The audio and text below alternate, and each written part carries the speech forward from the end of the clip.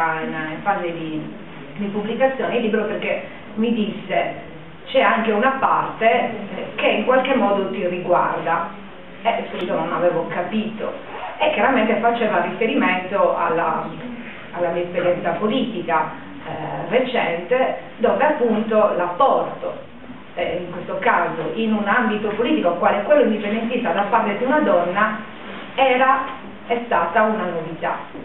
Cioè nell'ambito indipendentista non abbiamo mai avuto donne che ricoprissero, chiaramente non donne indipendentiste, ma che ricoprissero ruoli, diciamo, importanti nell'ambito indipendentista. Non è un'esperienza che avevamo visto fino all'anno scorso. E chiaramente Marchisio Bandino, da eccellente intellettuale qual è, ma anche da antropologo, ha chiaramente colto questa novità nello scorrere così del tempo e dell'evoluzione della storia indipendentista sarda. Questa cosa adesso vi sembrava un po' strana, ma mi ha fatto venire in mente appunto, vi racconto insomma, diciamo, una sorta di aneddoto, una storia che diciamo, riguarda la mia infanzia, ma credo che chi ha la mia età, insomma, e chi ha vissuto non in città ma nei paesi, sicuramente era diffusa. Oggi come oggi non so se le bambine e i bambini vivano questa sorta di esperienza. E ci ho pensato a questo. Bambini intendo quando insomma si aveva 7-8 anni, questa è la fascia d'età. Durante l'estate, noi pomeriggi assolati, solitamente non ci si faceva uscire dopo pranzo perché il sole era troppo forte, c'era così la cosiddetta mamma del sole, che era terribile, prima delle 5 difficilmente si poteva uscire a giocare, eri costretta a restare a casa, però qualche volta capitava che qualche incursione si faceva. Facevi queste incursioni, non solo devi andare dall'altra tua nonna a fare delle commissioni, chiaramente le strade erano solitamente, e le vie erano solitamente deserte per il caldo, ma poi anche perché io con le mie amichette avevamo paura di due cose: dei cani randaggi, perché c'era pieno di cani randaggi. Dopo sto parlando di molto tempo fa, questa cosa stiamo parlando di 30 anni fa, che nei randaggi dei paesi un tempo erano veramente molto diffusi e si aveva naturalmente un po' paura perché erano incontrollati ed erano in branco. E poi avevamo paura di un'altra cosa, dei maschi, e li chiamavamo così, i maschi.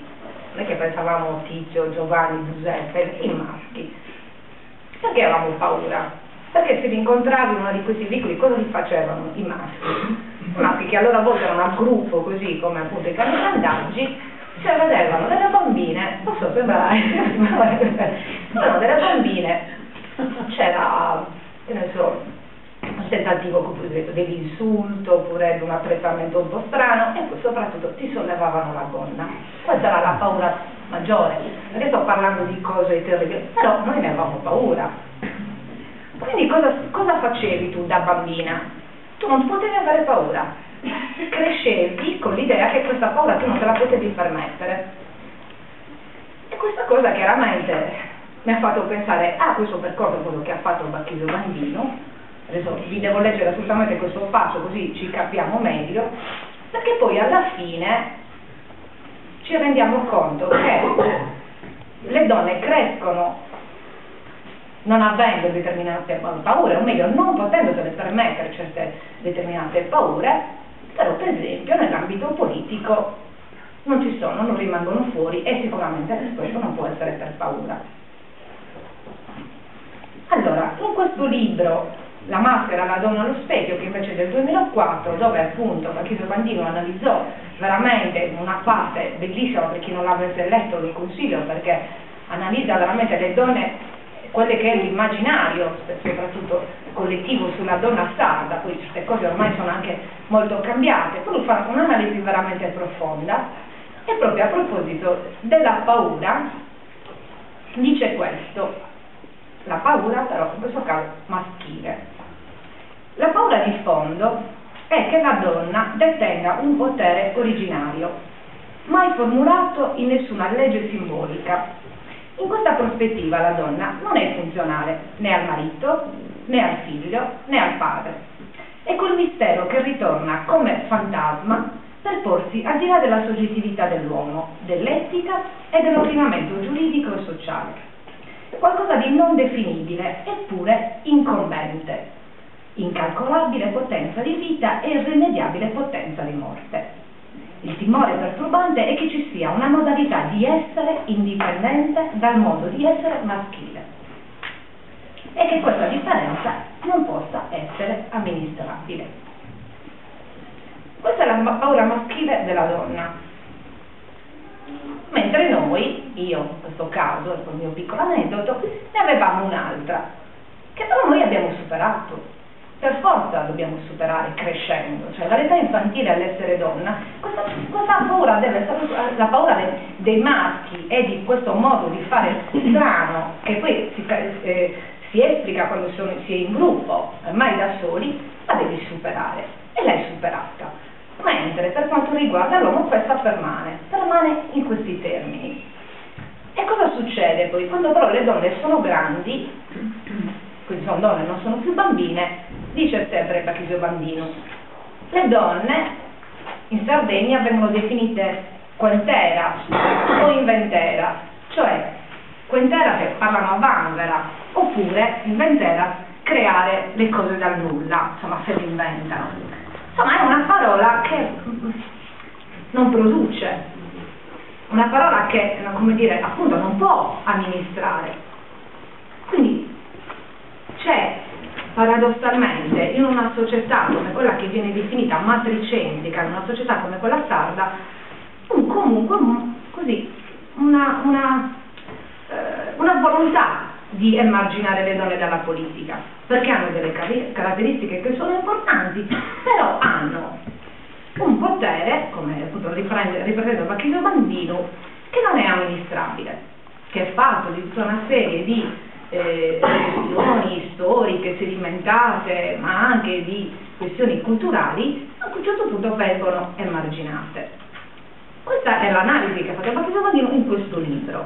In Prosa Indipendenza dice: Prosa Indipendenza mette in rilievo la questione donna. È una questione decisiva perché offre un contributo essenziale per una nuova politica. Questa che secondo me è una grande novità. Ripeto, una grande novità anche che va approfondita. E qui spero che veramente, visto che ci sono tantissime donne, io ne approfitto per fare una sorta di invito alle persone presenti. Secondo me si dovrebbe proprio prendere spunto da questo e continuare su questa strada, proprio perché l'indipendenza ha proprio bisogno di quel potere temuto, forse non compreso, temuto perché non compreso, che è un altro linguaggio. Infatti dice, riprendendo sempre Bachisio, dice: è questione decisiva in quanto è un contributo che viene dalla differenza.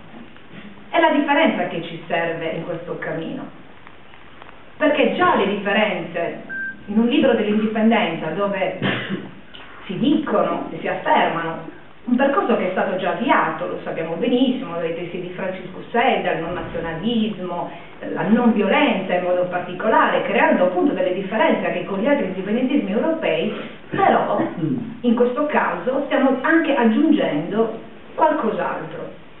L'indipendenza ha bisogno di una politica femminile perché è ancora un altro linguaggio. È un linguaggio che si affianca al linguaggio maschile che fino ad oggi ha creato la politica, ma siccome il progetto di indipendenza sardo è un progetto ambizioso, è molto ambizioso, non può fare a meno di una politica femminile proprio in questo caso qua. Paradossalmente, in progetti che non sono indipendentisti, se le donne rimanessero emarginate sarebbe così, come dire, un classico. Parlo chiaramente dei partiti italiani, quella che è la politica italiana specialmente degli ultimi 20 anni. C'è stata proprio un'emarginazione delle donne da ruoli chiaramente importanti che diano un contributo decisivo. Invece, per il nostro percorso e il percorso che ci indica l'autore, probabilmente questa può essere veramente, come dire, veramente qualcosa che aggiunge e che fa anche, diciamo, la differenza.